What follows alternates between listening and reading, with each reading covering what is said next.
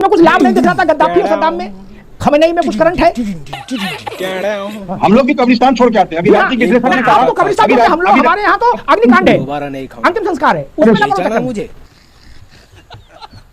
दो राष्ट्राध्यक्ष मारे अमेरिका के गठबंधन में, दो राष्ट्राध्यक्ष दौड़ाक मारे, एक को लटकाया दूसरे को दौड़ाया, दौड़ाक मारा। अमिताभ जी, जिस यथास्थिति से और जिस शब्दों का प्रयोग कर रहे हो, मुझे तो ये लग रहा है कि सबसे पहले सरकार की दलाली आपके जैसे एंकर लोग करते हैं। जो मैं आरंभ से कह रहा हूं, कांग्रेस का तो बौद्धिक दिवालिया पिट गया, तभी उनकी स्थिति देख लो क्या हो गई। ऐसे नेता, ऐसे प्रवक्ता, ऐसे वक्ता रख के तो 2 सीट उत्तर प्रदेश में हो गई, विधान परिषद में सन्नाटा हो गया। ऐसे लोग रहेंगे तो 2 भी चली जाएंगे।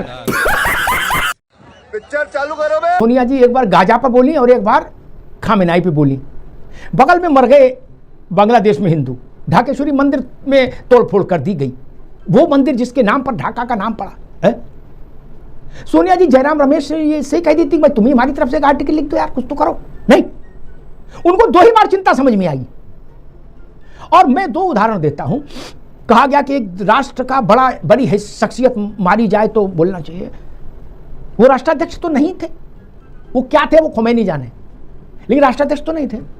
2 राष्ट्राध्यक्ष मारे अमेरिका के गठबंधन ने, 2 राष्ट्राध्यक्ष दौड़ाक मारे, एक को लटकाया दूसरे को दौड़ाया, दौड़ाक मारा। सरकार दोनों में मौन हो गई, बोले हमें पता ही नहीं कौन किसको मार गया, हम क्यों बोले। मुन्ना खान साहब में कुछ लाभ नहीं दिख रहा था गद्दाफी और सद्दाम में, खमेनेई में कुछ करंट है।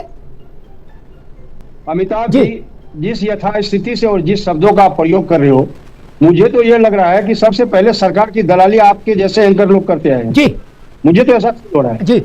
आज आप मुद्दों से भटक करके कहीं ना कहीं सरकार के पक्ष में आप सवाल कर रहे हो। क्यों सरकार नहीं, सरकार के खिलाफ ही बोलना कोई डॉक्टर ने बताया कि नहीं गलत बोलोगे तो सुनोगे। मुन्ना खान, गलत बोलोगे तो हम घर तक छोड़ के आते हैं।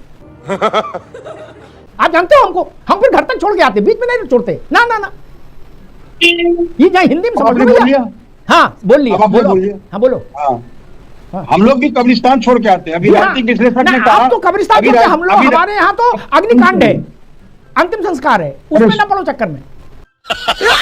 कश्मीर के मुद्दे पे ईरान खफा था। आप लगातार, मैं आपके संपर्क में 12 साल से बैठ रहा हूं, आपने बहुत सवाल पूछे, मैंने जवाब दिए। आज मैं आपसे पूछ रहा हूं कि क्या राजनीतिक विश्लेषक ने सही कहा, क्या इसको इतिहास की जानकारी सही है, क्या ईरान ने नहीं कहा था कि कश्मीर का जो हिस्सा है, जो कश्मीर राज्य है, वो भारत का अभिन्न अंग है। आप बताइए। पहले बोलो फिर हम बताएंगे, बोलो पहले फिर हम बताएंगे। दूसरी बात, ईरान ने नहीं कहा था मनमोहन सिंह के सरकार में कि 60,000 करोड़ रुपया मेरा हिंदुस्तान में, अगर हिंदुस्तान के यूज के लिए अगर हिंदुस्तान चाहे तो यूज कर सकता है, हमें खुशी होगी। किस देश ने कहा? आज आपके जैसे पत्रकार सरकार को कवर दे रहे। अगर आप चाहे तो सरकार की पतलून गीली हो जाए, लेकिन आप चाहोगे नहीं, दलाली आपको करनी है। तो गेम बचाना पड़ेगा। क्या बात, इराक पर बात करनी है तो बात करो, नहीं तो नहीं। इराक पर बात करनी है तो बात करो, ये बदतमीजी करनी है तो बाहर कर दूं आपको, समझ गए? गजब बेइज्जती है। एक सवाल मुन्ना खान पूछ रहे इतिहास की जानकारी है क्या? धर्मेंद्र जी आप पास आ रहा हूं, लेकिन इतिहास दुरुस्त कर दूं पहले, है ना, वो दुरुस्त रहना बहुत जरूरी।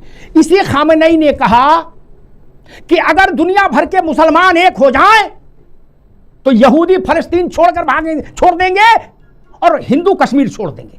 इसी खामेनेई ने कहा। बात तो सही है।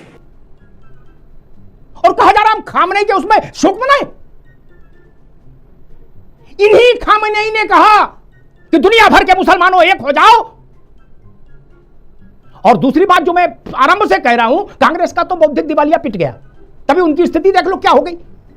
ऐसे नेता, ऐसे प्रवक्ता, ऐसे वक्ता रख के तो 2 सीट उत्तर प्रदेश में हो गई, कुल विधान परिषद में सन्नाटा हो गया। ऐसे लोग रहेंगे तो 2 भी चली जाएंगे। 57 मुस्लिम देश हैं ओआईसी के मेंबर। ओआईसी ने प्रस्ताव पारित किया खामेनेई के लिए? नहीं। क्यों नहीं किया? कुवैत ने शोक जताया, यूएई ने शोक जताया? नहीं ना। और भारत के गले में रस्सी डाली जा रही है कि आप शोक क्यों नहीं जता रहे हो? धर्मेंद्र सिंह जी